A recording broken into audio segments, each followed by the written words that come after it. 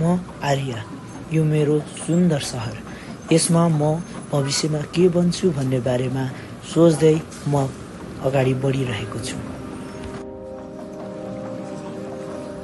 म मान्छे सबैमा ट्यालेन्ट छ, मलाई सबै कुरा सजिलो लाग्छ। तर यहाँ बस्नलाई राम्रो सुविधा छैन।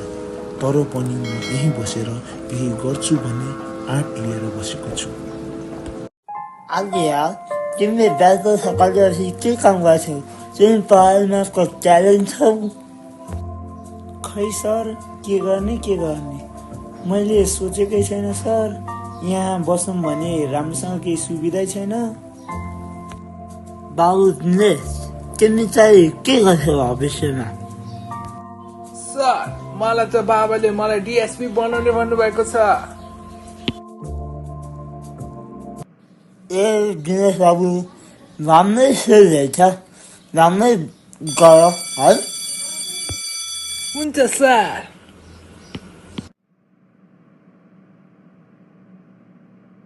ल बाबुहरू, अब घन्टी पाइदियो। अब राम्रोसँग फाइनल एक्जाम देऊ अनि भविष्यमा ठुलो मान्छे बन है। हस् सर, तपाईँ पनि राम्रोसँग बस्नु। हामीहरू कहिलेकाहीँ तपाईँलाई भेट्न आउँछौँ सर। हस्, बाई बाई सर।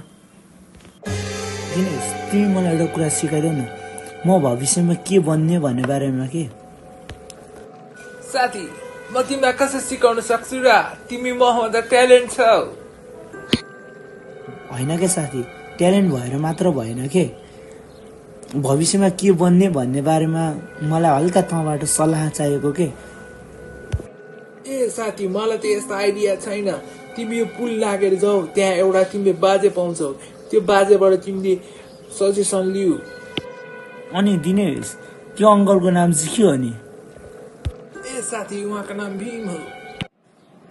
बहिनी, तिमीलाई भीम अङ्कलको घर थाहा छ? यता कतातिर हो? तपाईँ यहाँबाट सिधा जानु, तपाईँले भेट्नुहुन्छ भीम बहादुर राणाको घर। ल बहिनी, तिमीलाई धन्यवाद। हुन्छ त, राम्रोसँग जानु। होइन, अहिले को आएछ? दाजु, तिमी को? यहाँ के गर्न आएको तिमी? नमस्ते अङ्कल, म चाहिँ आर्या। तपाईँबाट केही सानो सजेसन लिन लागेको थिएँ। मलाई तपाईँको घर चाहिँ मेरो साथी दिनेशले भनेको थियो। ए त्यो दिनेश भनेको? पहिला त्यसको बाबाले त्यो आयो, मलाई त सजेसन लिन आएको थियो। तिमीलाई चाहिँ के सजेसन चाहिएको नि बाबु? अङ्कल, मलाई चाहिँ भविष्यमा के बन्ने भन्ने बारेमा छोटो जानकारी चाहिएको थियो। तपाईँले मलाई दिनुहुन्छ कि भनेर म त्यो आशाले आएको हजुरकोमा। ल बाबु, तिमी यहाँ सोफामा बस्नु का? अङ्कल, म भविष्यमा के गर्ने होला? म सधैँ ठुलो ठुलो सपना त देख्छु, तर हाम्रो गाउँमा केही पनि छैन। सपना हौसला भनेको तिमीलाई सिक्ने शक्ति हो कि बाबु। अवसरसँग आउँदैनन्, तर तिमी आफैले बलियो बनाउन सक्नुपर्छ।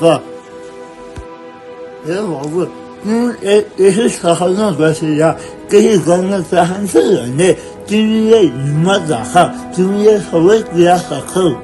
कुनै कुरा पनि असम्भव छैन।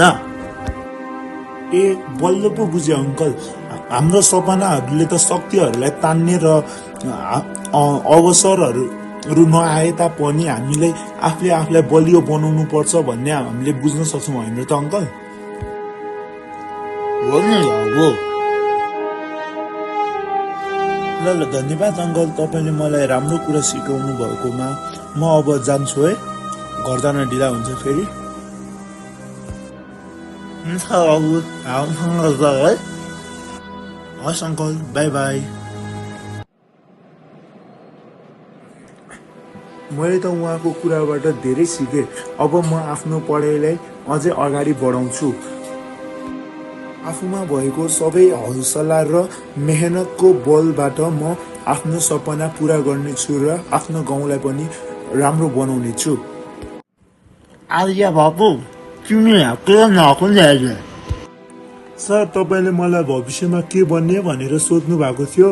मैले पछि यति विचार गर्दा गर्दै म एकजना अङ्कलकोमा गएर मैले सोधेको, उहाँबाट धेरै कुरा बुझेर मैले अहिले पढाइलाई निरन्तरण दिने र पछि गएर हाम्रो यो सहरलाई सुधार्ने निर्णय गरेको छु। सर, स्याबास बाबु स्याबास, तिमीले हाम्रो सोच सोचेछौ। हाम्रो यो सहरलाई सिकाउन राम्रो जान्छ, हामी त्यही सिकाउनै पर्छ बाबु। तिमीले हाम्रो यो सहरलाई राम्रो बनाउनु पर्छ है बाबु। हस् सर, बाई बाई। म आर्य, मैले आफ्नो सपना पुरा गरेर फेरि आफ्नै सहरमा अनि हजुरहरूको माझमा फेरि आइसकेको छु। हिम्मत र आत्मविश्वासले कुनै पनि समस्यालाई पार गर्न सकिन्छ। चाहे जुनसुकै स्थानमा पनि रहेर तपाईँको सपना पुरा गर्न सकिन्छ।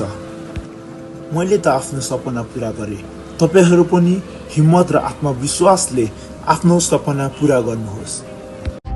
तपाईहरूले मेरो भिडियो हेरिदिनु भएकोमा धेरै धेरै धन्यवाद। तपाईहरू सबैले मेरो च्यानललाई सब्सक्राइब र बेल आइकन बजाउन नबिर्सनु होला, किनकि हामीहरू यस्तै नयाँ नयाँ भिडियोहरू ल्याउँदै गर्नेछौँ र हाम्रो भिडियोलाई सेयर र लाइक गरिदिनुहोस्।